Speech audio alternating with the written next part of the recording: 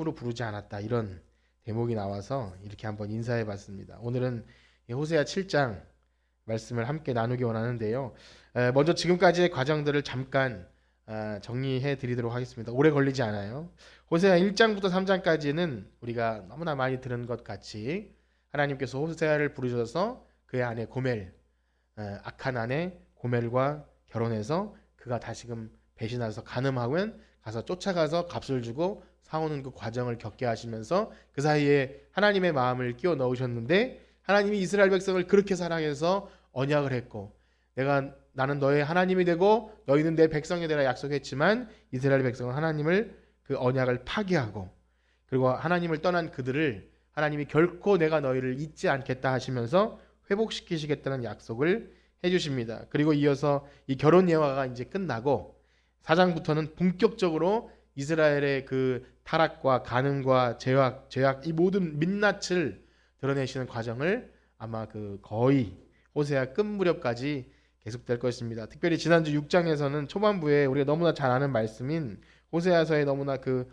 핵심 같은 오라 우리가 여호와께로 돌아가자 그가 찢으셨으나 우리를 낫게 하실 것이요 우리가 여호와를 알자 힘써 알자 이 너무나 주옥 같은 이 부분이 호세아의 그 회개에 또 돌아오라는 외침에 이스라엘 백성이 잠깐 반응하는 것 같았지만 이렇게 말씀하시죠. 너희 인애가 그 아침에 내린 이슬처럼 쉽게 사라져 버린다. 이렇게 안타까운 마음을 하시면서 결국 하나님이 원하시는 것이 무엇인지를 너무나 유명한 말씀을 주셨는데 우리 그 부분을 한번 읽어보도록 하겠습니다. 호세아서 6장 6절입니다.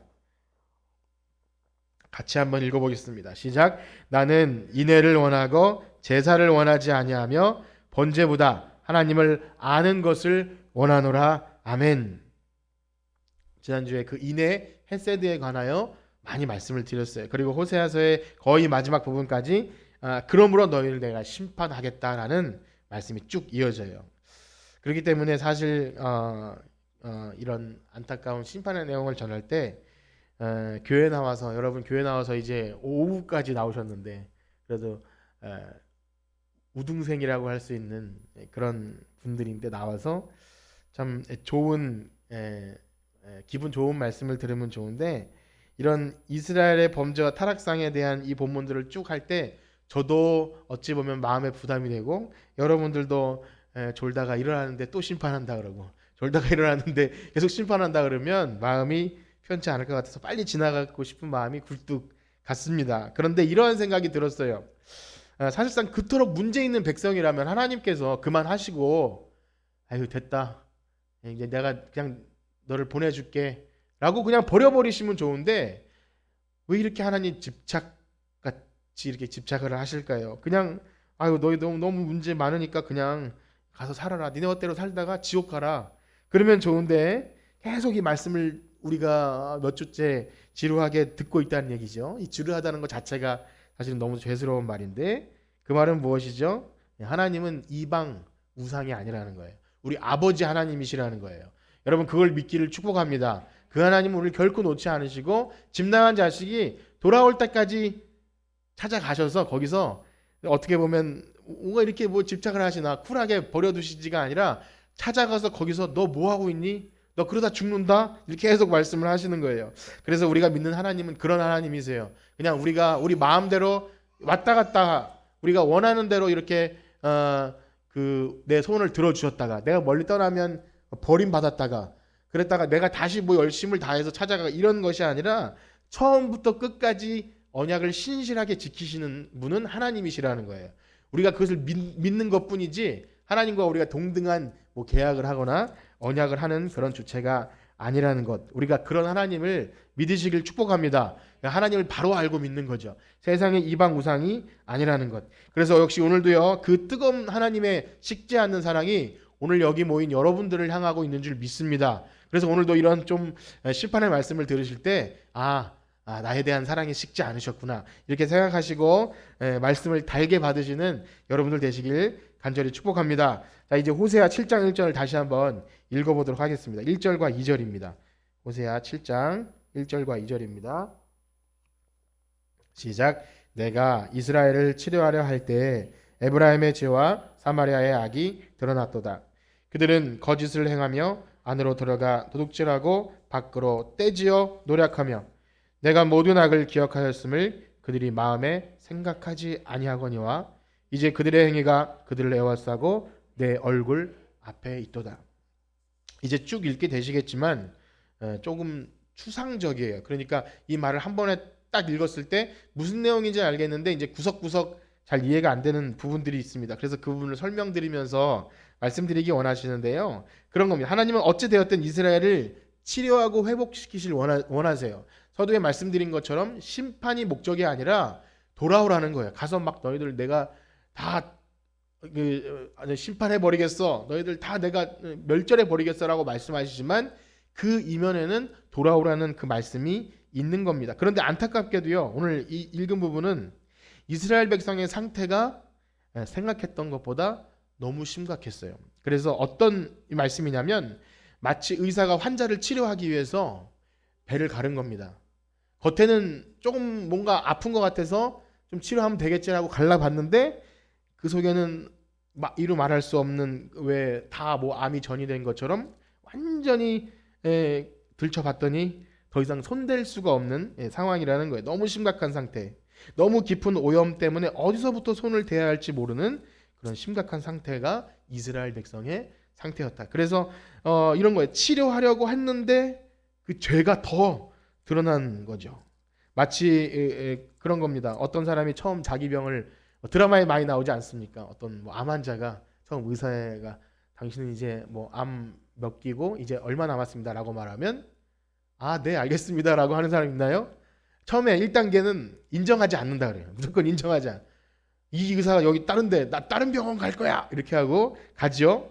그런 것이 우리의 현실을 부정하는 겁니다. 암인지 종양인지 의사가 분명히 더 잘 아는데 나는 내가 내 몸을 더 잘 알아 이렇게 하는 것처럼 어떤 사람은 잘못을 지적받았을 때 결코 인정하지 않죠. 어떤 사람이 아니라 우리 모두가 그래요. 내 잘못을 지적했을 때 솔직히 인정해야 치료를 정확히 받을 수 있고 그 환자도 그렇습니까? 제가 어떻게 해야 이거 병을 고칠 수 있을까요? 이렇게 해야 빨리 진행이 되는데 인정하지 않아서 병을 숨기고 축소하고 그러다 보니까 병을 더 키우는 그런 상황에 이르죠. 그것이 바로 이스라엘 백성의 상태였어요. 겉은 번드르르 해요. 말씀드린 것처럼 여로보암 2세 때 너무나 많이 부유했기 때문에 나라가 망해가고자 있음에도 부자가 망해도 이렇게 된다고 그래도 먹을 것이 있기 때문에 겉은 번드르르 보이고 종교 의식은 행하는 것 같아서 이렇게 하면 어느 정도 되겠지라고 생각했지만 그 속은 완전히 썩어서 건질 게 하나도 없는 상태예요. 그럼에도 불구하고 우리의 죄를 지적받았을 때 그리고 온전히 하나님께 돌아와서 치료받을 생각은 하지 않고 수박 겉핥기식으로 간단히 치료할 수 있을 거라고 착각하는 그런 자기 소견에 오른 대로 행하던 그런 시대였다는 것입니다. 이것은요. 이렇게 말씀드렸지만 이스라엘 백성의 실제 역사적 상황을 배경으로 두고 말하는 것입니다. 그러니까 이런 거예요.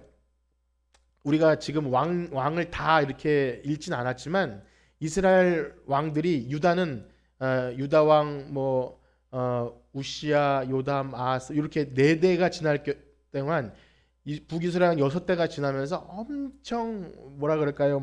죄악상이 그대로 드러나는 것을 좀 이따 다시 한번 말씀드리겠지만 속은 온전히 골마 있는 거예요. 어디서부터 손을 댈지 모르는 거예요. 그래서 한번 이렇게 말씀드리고자 합니다. 오늘 말씀이 선포되고 뭔가 회개하라, 돌아와라 이런 말씀이 선포되었을 때 결코 자신의 처지를 인정하지 아니하면 돌아올 가능성조차를 잃어버리는 거예요. 저는 여러분들의 귀를 즐겁게 하는 그런 말씀보다 여러분들께서 듣기 힘들고 어려운 말씀이라도 달게 받으시는 정말 복 있는 여러분들 되시길 축복합니다. 좋은 것, 그 다음에 내 귀에 즐거운 것 이런 것만 사모하다 보면 조금 뭐라 그럴까요? 내 귀를 좀 찌르고 내 마음을 귀찮게 하고 하는 것이 들어올 때 인정하지 않아요. 저건 내 얘기가 아니야. 그러면 돌아올 회복할 기회를 온전히 잃어버리는 거예요. 그래서 그게 정말 복된 기죠. 사실 오늘날 설교 속에서 그런 심판의 말씀을 찾아보기가 매우 힘듭니다. 사실은 저도 호세아를 읽으면서 한 5장 7장부터 저 끝에까지 한 번에 퉁 쳐가지고 심판의 내용을 그냥 간략히 요약해서 그렇게 하고 싶었어요. 근데 성경이 그렇게 한 장 한 장 구성이 되어 있는데 오라 여호와께로 돌아오자 하면 즐겁고 마지막에 호세아 또 이렇게 훈훈하게 끝나요. 거길로 빨리 넘어가고 싶은 마음은 우리 죄악된 마음, 이 시기는 빨리 지나갔으면 좋겠다. 그러나 이것을 달게 먹고 자근자근 씹으면서 하나님 마음을 알지 못하면 복음이 값싼 복음이 되고 우리가 믿는 믿음이 그냥 그 지난주 얘기했던 긍정적인 것만 생각하게 돼요. 그것은 하나님의 마음이 아니고 우리를 온전히 회복하지 못하죠. 우리의 환불을 온전히 드러내고 우리의 죄악상을 뼛속 깊이 배어 있는 것을 온전히 드러내야 되는데 적당히 덮어서 그냥 가자고 하는 것은 하나님 앞에 온전한 것이 아니고 하나님도 그것을 원치 않으셨다는 거예요. 그래서 오늘날 너무나 힘든 거죠. 그런 말씀을 해드리는 게 너무 힘든 거죠. 만약 진짜 설교를 통해 잘못을 지적받으면 그냥 귀를 막든지 아니면 저 목사님이 내 얘기를 하는 것 같아. 그러면 아니 여기만 교회인가? 딴데 더 좋은 목사님 설교 있는데 내가 여기서 목사님 내 얘기를 하는 것 같아 라는 생각이 들 때 여러분 목사님이 여러분들 얘기를 하는 것 같으면 가장 복된 것이라고 여러분 믿으시길 축복합니다. 정말 필요한 거예요. 만약에 목사님이 저 분명 내 얘기를 하는 것 같다라는 생각이 들면 얼마나 그 귀한 거예요. 저는 그게 너무 복될 것 같아요.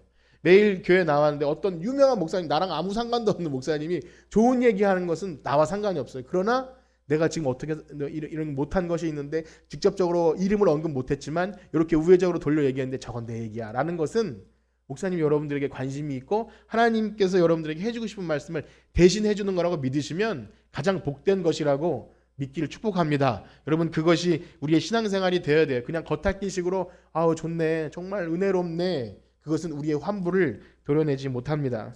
자 그렇습니다. 그런 상태로는 진정 하나님의 치료하심을 받을 수가 없어요. 하나님께로 돌아올 수도 없는 것입니다.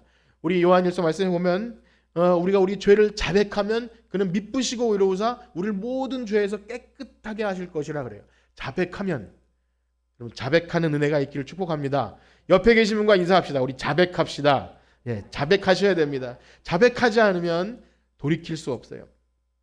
그런데 여러분 이건 너무나 어려운 일입니다. 귀가 둔하여지고 마음이 강팍해지고 마음이 뭔가 금강석처럼 굳어져 버리면요, 둔감해져 버리면 나는 그래도 교회 오래 다녔는데 저건 내 얘기가 아니야.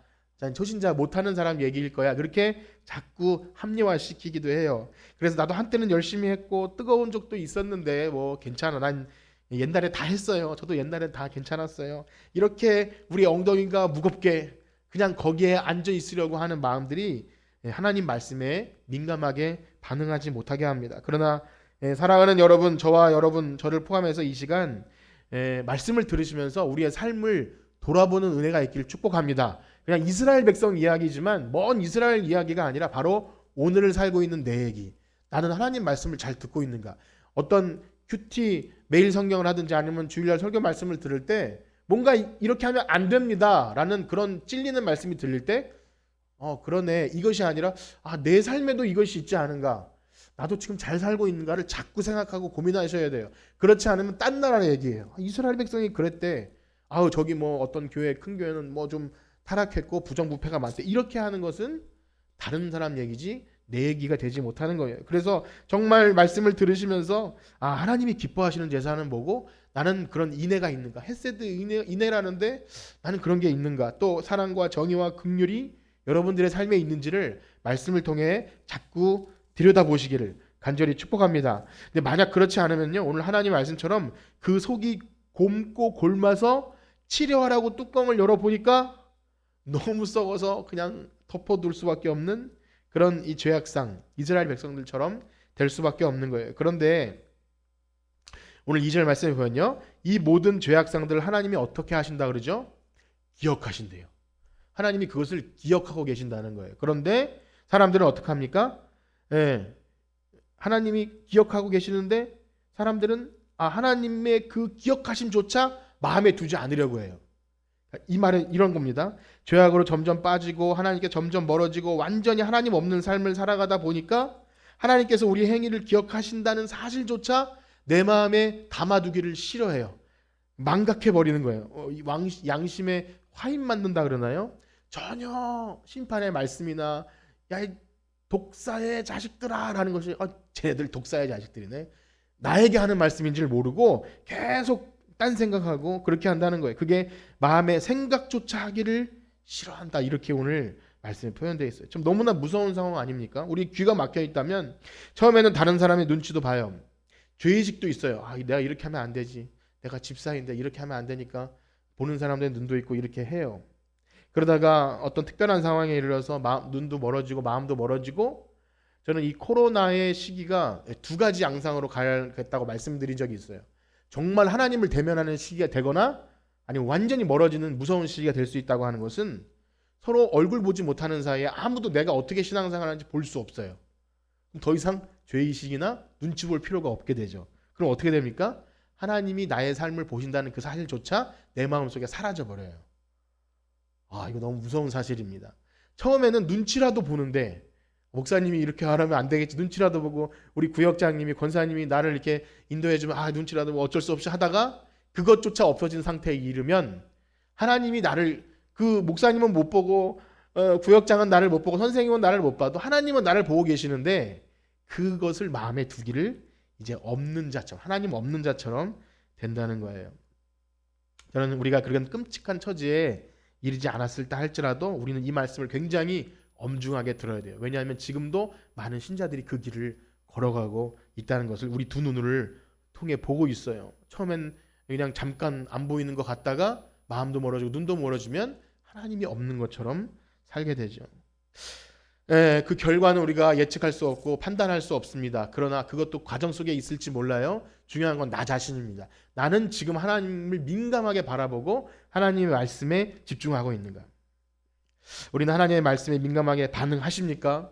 여러분 지금 말씀을 들으시면서 무슨 생각을 떠올리십니까? 어떤 다른 사람 생각을 떠올리십니까? 아니면 내가 지금 잘하고 있는가, 그것을 떠올리십니까? 만약에 우리 속에 있는 죄악상과 하나님이 기뻐하시는 것들을 말씀을 통해 드러나고 지적당할 때 그거를 그냥 대충 덮어두길 원하십니까? 드러내길 원하십니까? 그런 분들은 기도하시는 거예요. 들켜버렸다. 내가 들켜버렸네. 오늘 말씀을 듣다 보니까 들켜버렸어. 하나님께 엎드려야 되는데 자꾸 못 들은 척 하는 거 있죠. 우리 말로 우멍하다 그럴까요? 누가 막 뭐라 그래도 못 들은 척하고 이렇게 있는데, 싸움 안 일으키는 건 좋아요. 그런데 하나님 말씀이 선포될 땐 못 들은 척 하시면 안 돼요. 그건 죽음의 길입니다. 못 들은 척 하시면 안 돼요. 민감하게 막 발끈하셔야 돼요. 난 아니야 라고 하셨다가 맞네, 들키면 인정하셔야 되는 것. 여러분 비록 우리의 죄가 드러나고 가정들이 고통스럽겠죠. 그걸 인정하는 거 얼마나 고통스럽습니까? 그 암이라고 했을 때 그걸 인정하는 것, 야 너 성격 이상해, 너 인성 되게 이상해 라고 했을 때 그거 받아들이는 것 어렵잖아요. 그런데 그것을 인정하고 받아들이는 순간 그때 치료가 시작되는 거예요. 여러분 우리의 삶을 치료하기 위해서 하나님 메스를 들고 무언가 하시고자 할 때 그 시기가 지나가기 전에 하나님께 우리의 모든 것을 드러내시길 간절히 축복합니다. 우리의 어두웠던 것, 우리의 미련한 것, 우리의 숨겨진 죄악들, 이런 것들 그냥 숨겨두고서 하나님께 나아갈 수가 없다는 거예요. 우리가 아무리 고집 부리고 그거 붙들어봤자 써먹을 데가 없어요. 더 병들고 우리를 힘들게 하는 고름덩어리 같은 거예요. 종양 같은 겁니다. 우리를 죽이시기도 하시고 살리신 하나님께 우리를 치료해 주심을 믿고 우리를 내어드리시길 축복합니다. 여러분 지금 말씀드린 이것이 굉장히 추상적이죠. 우리를 내어드립시다, 드러냅시다. 근데 그것은 뭐냐면요, 지금 방금 말씀드린 처럼 우리의 아주 이따가 말씀드리겠지만 아주 소소한 일상이에요. 집에 돌아가서 밥 먹고 이따 보면 뭐 화덕 얘기가 나오고 또 뭐 전병 얘기가 나오고 하는데, 우리가 밥 먹고 얘기하고 그런 일상 속에서 하나님이 우리와 함께 하시고 그 지난주에 말씀드린 인애 같은 것이 드러나지 않는다면 여기 나와서 울며 불며 해도 너희 인애가 아침 이슬에 쉬 사라지는 이슬처럼 잠깐이다 하는 것처럼, 여기서 여러분들이 이 말씀을 들을 때 마음속에 몇 가지씩이라도 다짐을 하세요. 내가 걸리는 것이 있어. 내가 믿는 사람으로서 그렇게 못하는 것이 있어. 내가 화를 잘 내고 욕을 잘하고 혹은 내가 거짓말을 잘하고 했던 것들, 내가 그렇게 하지 말아야지 라고 마음을 먹고 그렇게 실천하는 것, 거기서부터 우리의 죄가 하나님께 드러나는 거예요. 그렇지 않고 그냥 거룩한 척하고 나는 잘 믿는 척하는 것은 죽음으로 가는 길입니다. 자, 그렇습니다. 이어서 하나님은요 호세아를 통해서 그렇게 골마 있는 이스라엘 백성들 가운데 이제 3가지 정도 비유를 들어서 그들의 죄악상을 말씀하실 텐데요. 우리가 이제 어려운 말씀이니까 이것을 한번 잘 찾아보면서 공부하듯이 들었으면 좋겠어요. 백성들의 지도층과 고위관료들의 타락상을 얘기할 때 3절에서 7절까지는요 달궈진 화덕에 비유합니다. 그렇게만 일단 말씀드릴게요. 이따 다시 한번 볼 텐데, 또 8절에서 12절은요 뒤집지 않은 전병, 화덕 전병, 그리고 11절에서 12절은요 어리석은 비둘기로 얘기하고 있습니다. 그래서 이렇게 우리 주변에서 쉽게 보고 먹고 만질 수 있는 것들을 비유로 표현한다는 것은 한편으로는 그때 백성들이 이해하기 쉽게 화덕 우리가 맨날 하는 것이 빵 구워 먹는 화덕이지. 쉽게 말하면 우리 집에 있는 가스레인지, 밥솥 이런 거예요. 그런 걸로 얘기한다는 것은 그들로 잘 이해하고 쉽게 설명하기 위한 설명이기도 하지만 반면에 자신들도 알게 모르게 우리가 쉽게 만질 수 있고 접할 수 있는 모든 것에 은연중에 우리의 죄악이 깊이 들어와 있음을 얘기하는 것입니다. 그래서 이제부터 말씀드릴 그런 것들과 생각해서 우리가 우리의 삶과 연결짓기를 원하는데요. 먼저 3절부터 7절까지는 이런 겁니다. 특별히 이스라엘의 지도층과 고위 관료들의 타락상을 이 달궈진 화덕에 비유하며 말씀하시는데요. 우리 그 부분을 한번 읽어보도록 하겠습니다. 우리 마이크 가지신 분이 집사님께서 한번 3절부터 7절까지를 한번 봉독해 주십시오. 그들이 그 악으로 왕을 그 거짓말로 지도자들을 기쁘게 하도다. 그들은 다 가늠하는 자라 과자 만드는 자에 의해 달궈진 화덕과 같도다. 그가 반죽을 뭉침으로 발효되기까지만 불 일으키기를 그칠 뿐이니라. 우리 왕의 날에 지도자들은 술의 뜨거움으로 병이 나며 왕은 오만한 자들과 더불어 악수하는도다.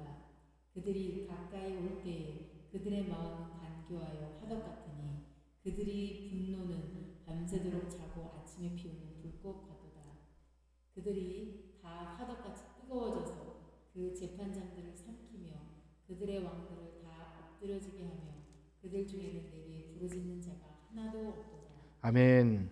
그렇습니다. 그들의 일상에 먹는 빵이에요. 그러니까 아까 말씀드린 것처럼 화덕 화덕으로 피자 굽고 하는 것 이렇게 뭐 무교병 같은 거 굽는 거 여러분 TV에 가끔씩 보시잖아요. 이렇게 밀가루 반대기를 탁 던져놓으면 거기에 붙어서 있는 그런 화덕을 생각하시면 되는데 우리나라는 그런 게 없으니까 집에 있는 뭐 가스레인지 아니면 밥솥 생각하시면 될 것 같아요. 아주 흔하게 볼 수 있는 밥 먹고 사는 그런 것들 사실 그 자체는 얼마나 귀한 것들이에요. 우리의 먹고 사는 것에 얼마나 중요한 것들입니까? 그런데 지금 너무 중요한 그것을 어떻게 표현하냐면 그들의 욕심과 정욕을 채우기 위해 또 권력을 탐하기 위해 아첨하는 신하들과 관료들의 그런 웅크리고 있는 그런 죄악상들을 포함하는 거예요.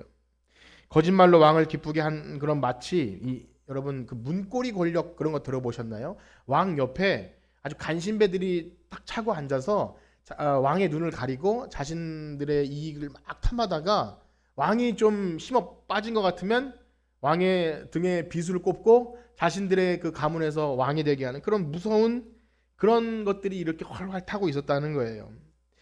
즉 우발적으로 어쩌다가 막 실수로 아니면 욱해가지고 죽이고 이게 아니라 화덕을 달구는데 금방 달궈지는 게 아니잖아요. 계속 불을 떼서 뜨끈뜨끈하게 해서 언제든지 빵을 구울 준비를 하고 있다가 그냥 밀가루 반죽만 들어오면 딱 태울 수 있어 준비를 하고는 그런 뜨끈하게 데워진 죄가 그렇게 숨겨놓고 달궈져 있는 상태다.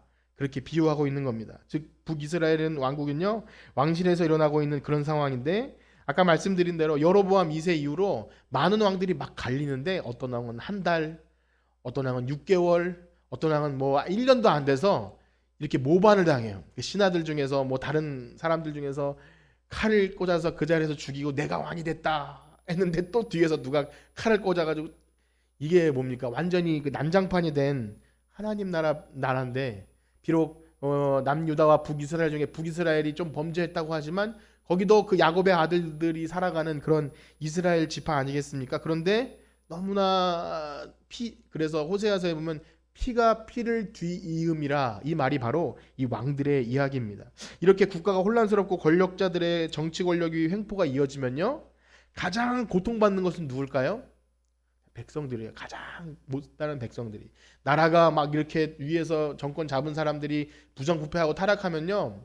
그 서민들이 가장 고통받아요.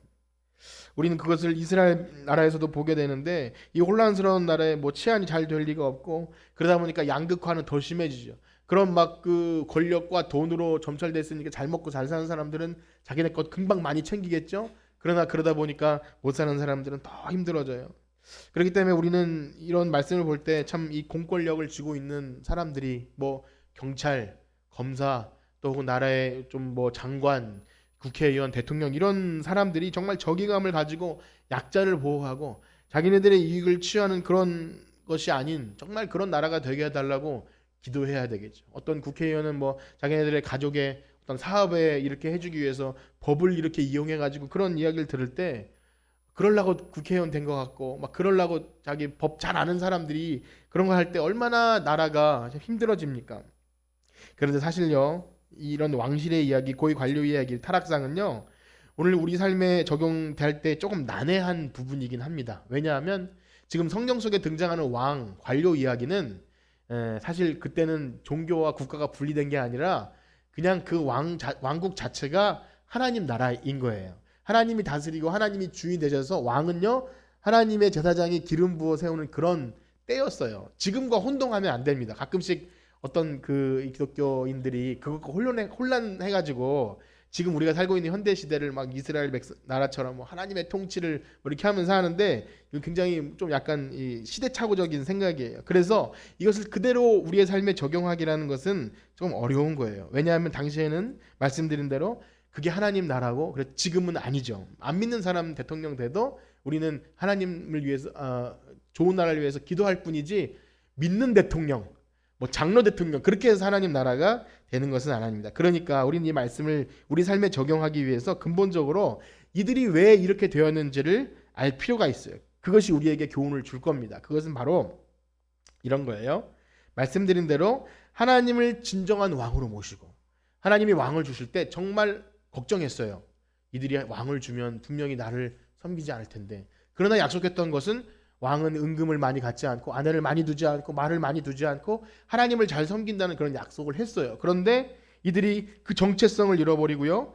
세상 왕들이 죽고 죽이는 방식으로 자기네들도 권력을 취했고 하나님을 인정하지 않고 세상 이방 우상을 들여와서 그 솔로몬부터 시작해서 얼마나 그 많은 아내들을 통해서 이방 우상들이 엄청나게 들어왔습니까? 하나님을 잊어버리고 하나님에 대한 그런 약속 그런 것들 완전히 망각해진 상태이기 때문에 멸망길로 갔다는 거죠. 그렇기 때문에 우리가 오늘 우리는 왕 같은 제사장 아닙니까? 오늘 살아갈 때 뭐 대통령 그런 것이 아니라 정말 이 하나님의 백성으로 정체성을 잃어버리고 산다면 신자가 어떻게 살아야 되는지를 모르고 그냥 세상 사람들이 살아가는 방식대로 뭐 부동산 아니면 어디 투자 아니면 뭐 이런 걸 이때는 건물을 사야 된대 아니면 여기다 주식을 투자해야 된대 나중에 우리 자녀들 어떻게 해야 잘 된대 뭐 그것 자체가 나쁘다는 게 아니라 그것이 우리를 살려줄 거라고 착각하고 그것만을 향해 달려가는 것은 여기 이 사람들과 마찬가지라는 거예요. 이따가 보시겠지만 야 어느 나라에 붙어야 잘 살아 애굽 나라에 붙어야 우린 잘 살아 아수르에 붙어야 잘 살아 이렇게 그 사람들은 세상 권력을 의지했기 때문에 완전히 멸망길로 가게 됐다는 거예요. 자 그래서 우리가 왕 같은 제사장으로 우리의 정체성을 잃지 말아야 합니다. 그런데 여러분 그것도 너무 넓은 적용이에요. 솔직히 말씀드리면 이 적용은 모든 성도에게 적용하는 것이 아니라 오늘날 사람들이 많이 모이고 또 돈이 많아지고 물질이 왔다 갔다 하고 명예와 힘이 커지는 교회의 지도자, 교계의 어떤 지도자 그들에 대한 이야기 이미 더 가깝습니다. 그렇습니다. 우리는 잘 알지 못하지만요. 우리 교회에도 상회 기관이 있어요. 노회가 있고 총회가 있고 우리 장로 교단 말고도 많은 교단의 총회가 있고 또 상회 기관이 있어요. 그런 교단 기관 말고도 뭐 들어보면 아는 뭐 무슨 한기총 혹은 무슨 있는데 그들이 모여서 대표를 뽑을 때 돈 봉투가 왔다 갔다 실제로 그렇게 있고 조폭이 동원되기도 하고요. 옛날 뭐 조계종에서만 있었던 얘기가 아니에요. 그리고 교회에 기반을 두고 있지 않습니까? 그 말은 뭐죠? 그 물질이 헌금으로부터 나오는 거예요. 그런데 그것들을 자기들의 권력과 그런 정치적으로 사용되기 위해서 교회에 누를 끼치는 거죠. 이게 얼마나 참 저주받을 만한 일입니까? 옛날에는요. 조폭이 동원되고 막 총을 들고 나온 사람도 있었어요. 총회 자리에 뭐 그냥 특별한 있을 수 없는 해프닝 같은 이야기지만 너무 창피한 이야기죠. 자기들의 정치 권력을 유지하기 위해서 교회에 피해를 끼치고 기독교에 먹칠하는 그런 거죠. 이 모든 것은 정말 심판받아 마땅할 그런 징조고 사실 하나님의 뜻과는 너무나 거리가 멀고 그것을 비판하는 자리에 누가 있으면 정치적으로 막 눌러버리더라고요. 예수님이 다시 오셔서 뭐라 그랬으면 예수님도 막 치리했을 수도 있어요. 그들은. 그래서 아마 우리들은 이 교회가 내리막길을 걷고 있는 것 같기도 합니다. 그러나 그렇게 오랜 기간 동안 그렇게 익숙해져 버린 악한 자들은요, 오늘 호세아 7장 2절의 말씀처럼 하나님께서 그 모든 것을 기억하심을 망각하고 그 마음에 그것을 아예 두질 않아요. 완전히 마음이 굳어져 버려서 그 얼굴에 교만을 드러내고 있다고 오늘 보니까 2절에 그렇게 써 있어요. 그러면 이러한 사실들 앞에 좀 우리는 좀 답답하죠. 우리는 어떻게 해야 될까요? 우리는 그러한 사실들을 들었어요. 제가 설교 시간을 통해 듣던, 여러분들이 관심이 있으신 분들은 인터넷 뉴스를 통해 듣던, 매스컴을 통해 듣던 기독교의 문제들을 들을 때 여러분들 어떤 마음이 드세요? 사실 그냥 암담하다고 말할 수밖에 우리가 할 수 있는 일이 사실은 없어요. 어떤 사람은 1인 시위를 피켓을 들고 1인 시위를 하기도 하고 세상 뉴스에 이렇게 제보해서 고발하기도 하지만 여러분 그리 큰 변화를 기대할 수 없습니다. 왜일까요? 너무 간단해요. 여러분 자신들에게 한번 물어볼까요? 여러분 우리가 말씀을 듣고요 하루아침에 우리 삶을 변하게 할 수 있을까요? 여러분 목사님이 무슨 이렇게 권면을 해주면 네 내가 이제부터 그렇게 하겠습니다 하고 하시나요? 저부터도 그게 안 돼요. 기도합시다. 여러분 매일 성경 가지고 우리 말씀 봅시다. 얼마나 좋은 소리예요. 또 우리 회개하고요. 또 이렇게 사랑합시다. 그냥 듣고는 넘어가시잖아요. 우리가 그렇게 잘 바뀌는 사람들이 아니에요.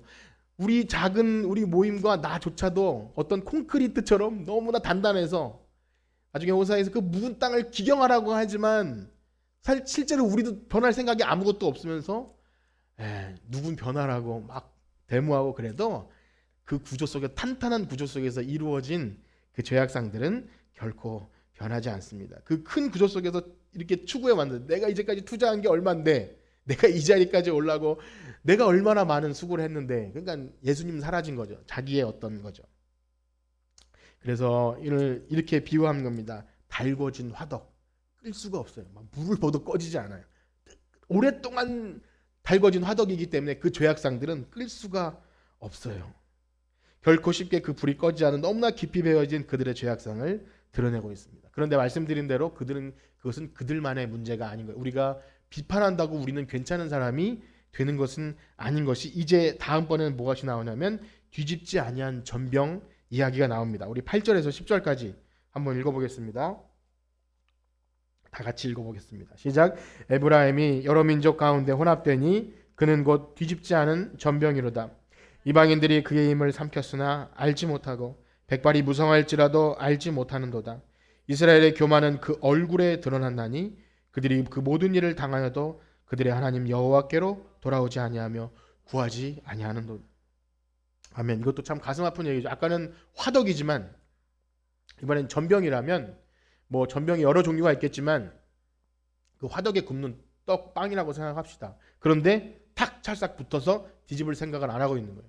빵이 한쪽만 붙어 있으면 곧 타버립니다. 그러나 타는 줄도 모르고 거기에 탁 찰싹 붙어서 편안하든지 아니면 귀에 달콤한 소리를 듣든지 거기에서 유익을 얻는 그런 것이죠. 물론 이 배경은 아까 말씀드린 대로 왕실의 어떤 아첨하는 그런 악한 사람들 이야기지만 온 민족조차도 어떤 하나님께 여기 구하지도 않고 뭐가 하나님께 돌아오지도 않고 계속 그런 교만이 얼굴에 가득 찬 거예요. 그래서 오늘 많은 깨어있다고 하는 신자들 중에서 저는 이제 많이 이런 것들을 보는데 대형교회 부정부패 혹은 한국교회 문제들을 피해서 여러분 가나안 성도가 있습니다. 가나안 성도 거꾸로 하면 안나가 성도가 있어요. 그 사람들을 대상으로 인터넷에서 목회하는 그런 목사님도 있어요. 취지는 좋겠다고 보지만 그들의 정체성은 이단은 아닐지 몰라도 기성 교회를 비판하면서 자신들의 옳음을 주장합니다. 그것 자체가 나쁘다는 것이 아니라 그러면 우리가 하나님께로 돌아가기 위한 어떤 말씀, 기도 이런 것보다 우리는 깨끗해, 우리는 그들과 달라라고 말하면서 옳음을 주장합니다. 물론 변하지 않기 때문에 그렇게 안타깝게 된 것은 전 너무나 마음이 아파요. 왜냐하면 어떤 사람들이냐면 그 모인 사람들이 교회의 문제나 어떤 부정부패나 이런 것들에 대해 목소리를 내다가 완전히 묵살당하고 교회에서 쫓겨난 사람들인 거예요. 얼마나 가슴 아픈 일입니까? 그러나 그들의 정체성이 그냥 그 악한 것들을 비판함으로 나는 옳다라고 주장하는 것조차 여기 보면 자신들이 옳다고 하는 그런 교만함이 뭉쳐서. 그래서 가끔씩 보면 이렇게 삐지는 사람들 보면 그 마음이 얼굴과 대화할 때 그 교만함이 절대 대화가 안 통하는 것을 보게 돼. 나는 옳고 너네들이 틀렸어. 절대 대화가 되지 않아요. 교만함이 똘똘 뭉쳐 있으면 너네들은 다 틀렸어. 이렇게 됩니다. 그렇게 될 수밖에 없는 상황을 만든 어떤 공동체나 구성원도 문제겠지만 그것은 해결 방안이 아닌 거예요. 그래서 한 가지 말씀을 더해 주십니다. 우리 11절 말씀을 읽어보실까요? 11절 말씀 시작. 에브라임은 어리석은 비둘기같이 지혜가 없어서 애굽을 향하여 부르짖으며 아수르로 가는도다. 하나님을 의지하지 않고 다른 어떤 것을 의지하는 거예요. 오히려 여기선 애굽을 향하여 갔다가 또 아수르로 포로로 끌려가기도 하고 강대국을 의지하면서 어떤 대안을 찾은 거죠. 바로 하나님이 아닌 다른 어떤 것에 대안을 의지하는 거예요. 오늘날로 말하면 이런 말씀드리면 너무 죄송하지만 하나님 잘 믿는 사람들이 어떤 뭐 성조기를 든다든지 해서 이 나라를 의지하는 것이 하나님을 뜻이야. 그게 뭡니까? 그게 말도 안 되는 거죠. 이게 믿음을 지키는 것이고 이게 우리의 신앙인 것처럼 말하는 것. 또 어떤 민족이나 어떤 대상은 완전히 혐오해야 이게 우리는 깨끗한 기독교가 되는 거야 라고 말하는, 어떤 건 좋아하고 어떤 건 배제하고 혐오하는 그런 걸 통해서 정체성이 드러나는 것이 아니에요. 우리는 하나님 앞에서 홀로선 단독자처럼 하나님과 나와의 관계의 문제이지 나는 이렇게 나쁜 사람도 아니고요. 저는 이렇게 좋은 사람과 친해요. 이렇게 드러나는 것이 아닌데 여기서 왔다 갔다 하면서 하다가 또 망하는, 그래서 하나님은 패망을 선포하십니다. 우리 13절 14절 읽어보실까요? 그들을 어떻게 패망시키시는지. 13절 14절입니다. 시작. 화 있을진저 그들이 나를 떠나 그릇 갔음이니라. 패망할진저 그들이 내게 범죄하였음이니라. 내가 그들을 건져주려 하나 그들이 나를 거슬러 거짓을 말하고 성심으로 나를 부르지 아니하였으며 오직 침상에서 슬피 부르짖으며 곡식과 새 포도주로 말미암아 모이며 나를 거역하는도다. 그들 자신은요 건져주려는 하나님께 오히려 거짓말을 합니다. 아까 서두에 본 것처럼 그 환부를 드러내지 않고 우리는 괜찮은 사람이, 우리는 그래도 잘한 사람이었어요. 그리고 부르긴 부르지만 성심으로 부르는 것이 아니라 여기 보면 침상에서 슬피 부르짖는 것, 그 호세아 6장에도 봤지만 침상에서 슬피 부르짖으면 이거 회개하는 것 아닌가라는 생각이 들지만 당시에 우상 섬기던 방식, 산에다가 침상을 펴고 이사야에 보면 그런 부분이 나요. 높은 산에 침상을 펴고 거기서 이게 뭐냐면 우상을 섬기는 방식이에요. 침상에서 우는 방식, 그런 것으로 우리는 하나님께 해요. 난 금식했어요. 내가 하나님께 부르짖어서 40일 금식하면서 난 이런 거죠. 그걸 하나님이 원하시는 것이 아닌데 넓게는 어떤 세상 권력을 의지하는 것, 또 안으로는 믿음이 있는 것 같지만 하나님이 원하시지 않는 방식으로 해결하라는 그런 방식을 그들이 여전히 취했던 거죠. 가증한 방식으로. 그렇습니다. 어려운 거 환난은 주신 분이 하나님이시라면 어디로 가야 되죠? 하나님께 가야 돼요. 왜냐하면 하나님이 우리를 죽이시려고 어려운 거 환난을 주신 것이 아니라 돌아오라고 주셨으면 우리가 인간적인 지혜를 찾고 혹은 특정 대상을 비판하고 정죄함으로 우린 괜찮아요, 우린 옳아요 라고 말할 것이 아니라 네 맞습니다, 이건 내 잘못입니다 하면서 하나님을 의지하는 여러분들 되시길 축복합니다. 이럴 때 우리는 예수님을 기억할 수밖에 없어요. 예수님을 핍박하고 정죄하고 막 때리는 그들 앞에서 예수님이 얼마나 큰 힘과 많은 말로 그들을 제압하고 큰 소리로 누르고 그들의 죄악상을 완전히 드러내면서 싹 엎어버리실 수 있는 분이시잖아요. 근데 예수님이 그렇게 하지 않으시고 말없이 그들 앞에서 매를 맞으시고 죽음의 십자가의 길을 걸어가신 거예요. 그걸 생각할 때 아까 전에 우리가 할 수 있는 것이 아무것도 없다 그랬잖아요. 이 구조적으로 썩어버린 상태에서 나만 옳다고 해서 막 피켓 들고 시위해도 콧방귀도 안 껴요. 할 수 있는 것은 뭐냐면 주님이 나에게 주신 십자가가 있다면 그것 붙들고 걸어가는 것밖에 없어요. 왜냐하면 우리가 잘났다고 삼손처럼 내가 나가 떨치리라 했다가는 여러분 세상에서 약간 의로워 보이는 사람 얼마나 공격당하는 거 보시죠. 사람은 털면 먼지 안 나는 사람이 없으니까 조금 괜찮은 사람이 있으면 완전히 너덜너덜하게 털어버려. 너들 다 우리 다 똑같다고. 우리도 그렇게 될 것 같아요. 만약에 우리 중에 누가 올바른 교회 혹은 막 그런 걸로 해서 하면 죽을 각오하고 하셔야 됩니다. 그래서 말씀드리는 것은 높은 데 마음 두지 않고 겸손한 자세로, 오늘 보겠지만 교만이 그 얼굴에 드러난 그런 것과 반대되게 아주 겸손한 모습으로 세상에 부안해동하지 않고요. 세상이 주는 힘으로 살아가는 것이 아니라 이따가 찬양하겠지만 오직 주님만이 내 삶에 도움이 되시는, 다른 어떤 은혜 구하지 않고 주님만이 내 삶의 도움이심을 믿고 잠잠히 주님의 구원을 기다리는 여러분들 되시길 간절히 축복합니다. 오늘 이렇게 말씀을 마치기 원하는데요. 잠깐 정리하면 이스라엘의 최고 권력층부터 저 말단의 사람들에게 이르기까지 너무나 부패해서 환부를 열어봤더니 완전히 썩은 상태를 봤어요. 어디서 손을 댈지 모르는데도 불구하고 나는 괜찮다고 덮어두길 바랬어요. 여러분, 우리가 그렇게 되지 않기를 바랍니다. 말씀이 선포되고 뭔가 찔림이 있고 내 삶에 건드려지는 부분이 있다면 지금 적으셔도 좋고 아니면 마음속에 정말 결심하셔도 좋고 내가 새벽 예배를 나오겠다 하셔도 좋고 어떤 그런 변화의 의지를 갖고 실천하기를 축복합니다. 그냥 이스라엘 백성이 부패했대, 악한 사람들이래, 우린 그렇게 하지 말아야지, 이렇게 단편적으로 보지 마시고 몇 가지라도 생각나시면 그것을 기억하기 원하는데요. 그것이 겸손한 자세입니다. 교만하면 절대 그것이 안 돼요.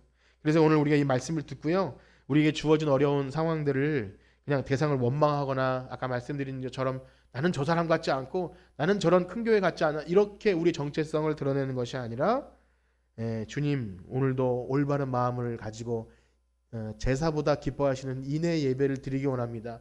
내 삶의 사랑과 정의와 긍휼과 진실함이 있는 우리 성심을 다해 하나님 부르는 사람 되길 원합니다. 이렇게 간구하시는 여러분들 되시길 간절히 축복합니다. 우리 찬양 드리고 마치겠습니다. 나 무엇과도 주님을 바꾸지 않으리. 찬양 드리시고 기도하고 마치겠습니다.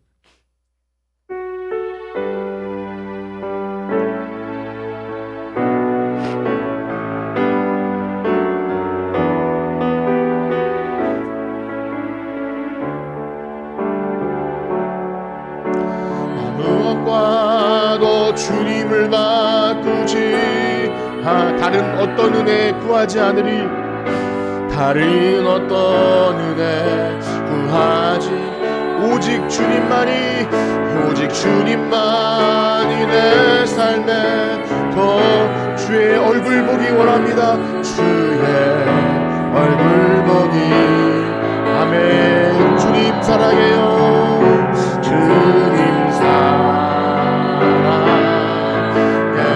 온 맘과 정성 다해, 온 맘과 정성 다해 하나님의 신실한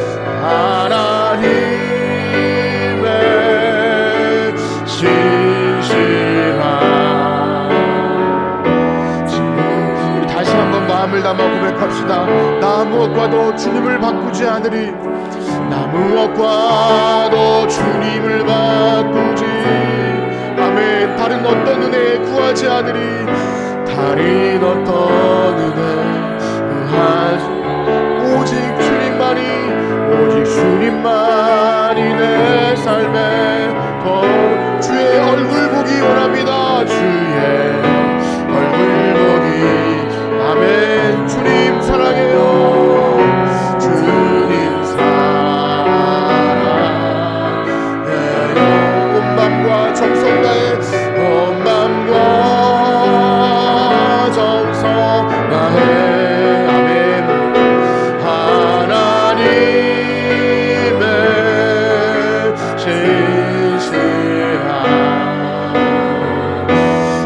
주님 사랑해요. 온 맘과 정성 다해 주님 사랑해요.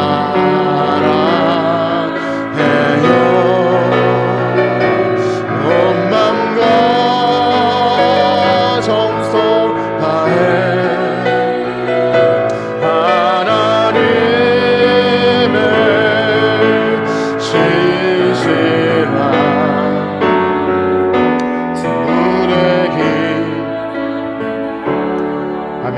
들으신 말씀 가지고 기도하기 원합니다. 오늘 이스라엘 백성이 파멸당한 것은, 패망하고 멸망당한 것은 그 마음의 교만함과 자기가 얼마나 큰 죄인인지 그것을 자백하지 않고 괜찮다 평안할 것이라고 하는 착각 속에 빠졌기 때문입니다.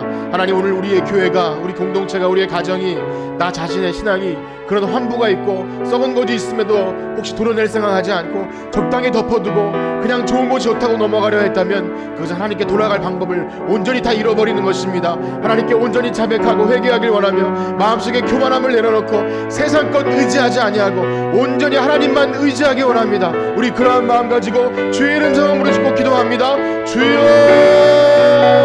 주여, 주여. 하나님 감사합니다. 은혜를 감사합니다. 하나님의 그 무서운 말씀이 선포될 때 다른 사람의 이야기로 듣지 않고 나의 이야기로 듣게 하시고 내 삶의 이야기로 듣게 하시니 감사합니다. 하나님 주님 앞에 너무나 거짓되고 성심으로 주님을 부르지 않고 거짓된 마음으로 하나님 사특한 마음으로 나의 이익을 추구하는 마음으로 하나님을 찾은 것은 아닙니까? 내 삶에 거짓된 것은 주님 앞에 다 내어놓지도 않으면서도 그렇게 하나님께 간구하면 내 기도의 소원을 들어주실 거라고 착각했던 것은 아닙니까? 하나님, 그러나 하나님은 그것을 바라지 않으십니다. 내가 바라는 것은 이내다, 내가 원하는 것은 하나님을 아는 것이다 라고 하나님 울면서 우리에게 탄식하십니다. 하나님 그 마음을 알아듣기를 소원합니다. 오늘도 우리를 찾아오셔서 내 삶의 깊은 구석까지, 내 삶의 아주 사소하고 유치한 것까지 주님께서 우리에게 터치하시며 우리에게 말씀하실 때 그냥 넘기지 않기를 바랍니다. 내 삶에 가두었던 너무나 악하고 더러웠던 것들, 내가 미워하고 욕하고 내가 따지러 오들고 불평했던 모든 것들이 하나님 내 죄악임에도 불구하고 다른 사람 핑계하며 하나님 그것만 아니면 내가 하나님 앞에 옳은 것이라고 착각했던 것 다 내려놓고 하나님 주님의 얼굴 구합니다. 주님 앞에 겸손하게 정직한 마음으로 살아가길 소원합니다. 하나님 마지막 때에 그러한 예배자를 찾으십니다. 하나님 겉만 번지르르 한 신자가 아니라 주님 앞에 우리의 마음을 내어 쏟아놓고 주님께 우리의 모든 삶을 내려놓고 주님께 자백하며 우리의 삶을 고백하는 오늘날 마지막에 예배자를 찾으시니 하나님 주의 얼굴을 구하기 원합니다. 하나님의 얼굴 구하고 하나님을 성심으로 부를 수 있는 우리 모두가 되게 하여 주시옵소서. 아멘. 감사합니다. 이제는 우리 주 예수 그리스도의 은혜와 하나님의 무한하신 사랑하심과 성령님의 교통하심이 오늘 성심으로 하나님을 부르며 우리를 자백하기를 원하는 성천교회 성도들 머리머리 위에 이제로부터 영원토록 함께 있을지어다. 아멘.